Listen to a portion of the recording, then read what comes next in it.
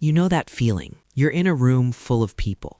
Everyone's laughing, everyone's talking, and yet something feels off. Like you're watching it all from a slight distance. Like they're living in one world and you're living in another. You don't say anything. You just notice. And quietly, somewhere in the back of your mind, you wonder, is it me or am I just seeing something they're not? Here's what I want you to consider. Seeing the world differently doesn't announce itself. It doesn't come with a label or a moment of realization. Most of the time, it just feels like being slightly out of sync, like a radio that's almost tuned in but not quite. But there are signs, subtle ones, and once you recognize them, they're hard to ignore. Sign 1. You question things most people accept without thinking. A psychologist named Daniel Kahneman spent decades studying how people make decisions. He found that most people rely on fast, automatic thinking. They see something, they accept it, they move on. But you don't work that way. You pause, you ask why. Why is this normal? Who decided that? Does this actually make sense? It's not about being difficult. It's that things don't feel complete until you understand them fully. Sign 2. You notice details other people walk right past. Not just what's said, but how it's said. Not just what happened, but why it happened. The slight change in someone's tone, the pattern underneath the pattern. Psychologists call this heightened perceptual sensitivity. But for you, it doesn't feel like a skill. It feels automatic, constant, like your mind is always quietly watching. Sign 3. Small talk drains you. You can do it. You know the script. How's work? Did you see the game? Crazy weather lately. But there's a quiet exhaustion that comes with it, because your mind isn't looking for filler. It's looking for something real, a real thought, a real question, a real moment of connection. And when it doesn't find that, you feel it immediately. Sign 4. You overthink, but not the way people assume.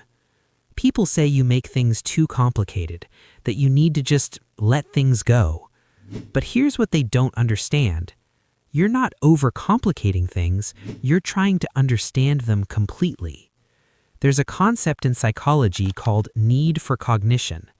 Some people are drained by deep thinking, others are drawn to it. For you, thinking deeply isn't effort, it's just how your mind moves. Sign 5. You can feel alone even when you're surrounded by people. This one is hard to explain to someone who hasn't felt it. You're in the room, you're part of the conversation, and still something feels missing. Not because you don't like people, but because it's rare, genuinely rare to find someone who sees things the way you do. Psychologists call this person-environment fit. When your inner world doesn't match the world around you, you feel it, quietly, but constantly. Sign 6. You value meaning more than attention. You don't feel the need to share everything. Not every thought, not every achievement, not every moment.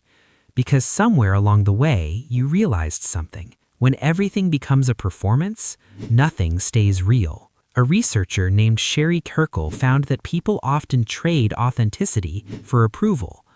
But that trade has never felt right to you. You'd rather keep something private and real than public and hollow. Sign 7. You see through social norms.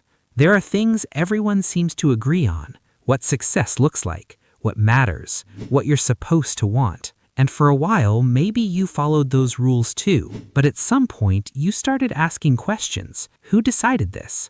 Why does everyone accept it?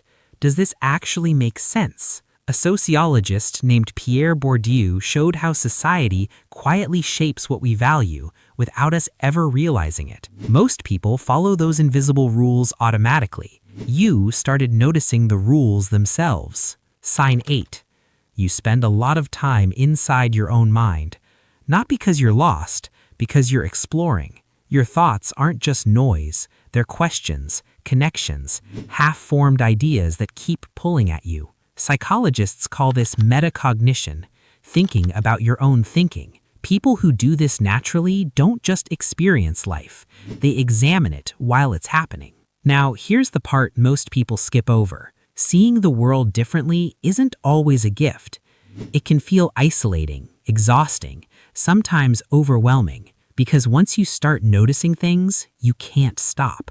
The contradictions, the performance, the gap between what people say and what they mean. But it also gives you something most people don't have: clarity. You're less likely to follow blindly, less likely to chase a life that was never really yours, less likely to be moved by things that actually matter. You don't just react to the world, you read it. So if you've ever felt slightly out of place, like your mind works on a different frequency, like you're thinking about things most people aren't, maybe that's not something to fix. Maybe that's just how you're built. And the people who are built that way are often the ones who see what others miss, who ask what others don't, who change things simply by refusing to accept them as they are. If something here resonated with you, consider subscribing. And if you want to support more content like this, you can join the channel.